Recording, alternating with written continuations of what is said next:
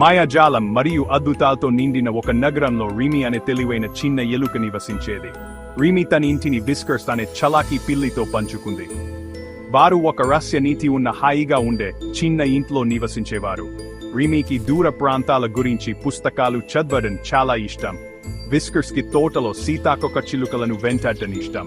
వారు చాలా భిన్నంగా ఉన్నారు, కానీ వారు మంచి స్నేహితులు.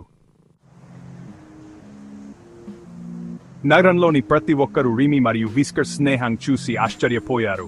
పిల్లులు మరియు ఎలుకలు స్నేహితులుగా ఉండకూడదు, కానీ రీమీ మరియు విస్కర్స్ పట్టించుకోలేదు. వారు కలిసి ఆటలు ఆడడానికి ఇష్టపడ్డారు. వారు ఒకరితో ఒకరు తమ ఆహారాన్ని పంచుకున్నారు.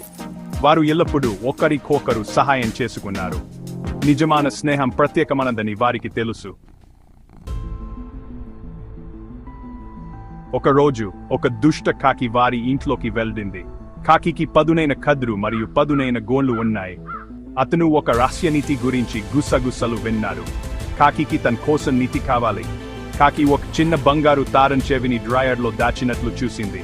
ఆ తారం చెవి రహస్య నిధిని తెరుస్తుంది. రీమీ మరియు విస్కర్స్ అతన్ని ఆపేలోపు కాకి తారం చెవిని లాక్కుంది. అతను దానిని తన ముక్కులో పట్టుకుని ఎగిరిపోయాడు. బాధపడ్డారు. బంగారు తారం చెవి వారికి చాలా ముఖ్యమైనది. వారు కాకి వెంట వెళ్లి తమ తారం చెవిని తిరిగి పొందాలని నిర్ణయించుకున్నారు. అలా వారి సాహసం ప్రారంభమైంది. వారు రీమీ కోసం కొంత జున్ను మరియు విస్కర్స్ కోసం కొంత పాలు ప్యాక్ చేశారు. వారు తమ ధైర్యమైన ముబాలను ధరించారు. తమ తారం చెవిని తిరిగి పొందడానికి ఏ ప్రమాదాన్నైనా ఎదుర్కోవడానికి వారు సిద్ధంగా ఉన్నారు. ద విభాగం కల నదిలో నావిగేట్ చేయడం వారి మొదటి సవాలు. ఒక నది, కానీ ఇది సాధారణ నది కాదు. ఇది కల నది. ఇది ఇందర్ అన్సు యొక్క అన్ని రంగులతో మెరిసింది. రీమీ మరియు విస్కర్స్ ఒక టీకప్పును కనుగొని దానిని పరోగా ఉపయోగించారు. వారు కల నదిలో ప్రయాణించారు, పాడే పువ్వులు మరియు నవ్వే మేఘాలను దాటి. ఇది ఒక మాయా అనుభవం. ఆరో విభాగం చిక్కైన దారిలో గుమ్మవ్వడం. నదిని దాటిన తర్వాత వారు ఒక పెద్ద మేజ్కి వచ్చారు. గోడలు తీగలు మరియు పువ్వులతో కప్పబడి ఉన్నాయి. దీనిని గుసగుస చిక్కన దారి అని పిలుస్తారు. రీమీ మరియు విస్కర్స్ గుమ్ కాకుండా చాలా జాగ్రత్తగా ఉండాలి.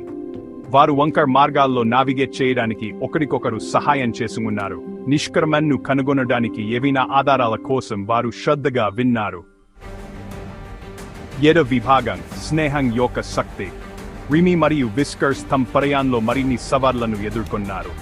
వారు మాట్లాడే జంతువులు మరియు కొంటె విలాకత్తెను కలుసుకున్నారు. కానీ అన్నింటి ద్వారా వారు ఇప్పుడు ఓడిపోలేదు. కలిసి పని చేయడం ద్వారా వారు ఏదైనా అడ్డంకిని అధిగమించగలరని వారు తెలుసుకున్నారు. ఒకరు భయపడినప్పుడు వారు ఒకరికొకరు సహాయం చేసుకున్నారు. వారు తమ ఆహారం మరియు నవ్వులను పంచుకున్నారు. ప్రతిరోజు పెరిగి వారి స్నేహం బలపడింది. ఎనిమిదవ విభాగం విజయవంతమైన తిరిగి రావడం. చివరగా వారు దుష్ట కాకిని కనుగొన్నారు. అతను ఒక పొడవైన చెట్టు పైన కూర్చుని దొంగిలించబడిన తారం చెవిని ఆరాధిస్తున్నారు. కానీ రీమీ మరియు విస్కర్స్ తెలివైన వారు. వారు కాకిని మోసం చేసి తారం చెవిని వదలమని చేశారు. వారు దానిని పట్టుకుని వీలైనంత వేగంగా ఇంటికి పరిగెత్తారు. తారం చెవి తిరిగి వచ్చేందుకు వారు చాలా సంతోషించారు. తొమ్మిదవ విభాగం శాసనంలో నకిలీ బంధం. రీమీ మరియు విస్కర్స్ వీరులుగా ఇంటికి తిరిగి వచ్చారు. వారు అనేక ప్రమాదాలను ఎదుర్కొన్నారు మరియు విలువైన పాఠాలను నేర్చుకున్నారు. స్నేహం విలువైనదని మరియు జట్టు కృషి ఏదైనా సాధ్యమవుతుందని వారు తెలుసుకున్నారు. వారు బంగారు తారం చెవిని తిరిగి డ్రాయర్లో ఉంచారు. వారి రహస్య నిధి కాదని, కానీ వారు పంచుకున్న స్నేహ బంధమని వారికి తెలుసు, మరియు అది ఎవరు దొంగిలించలేరని వారికి తెలుసు.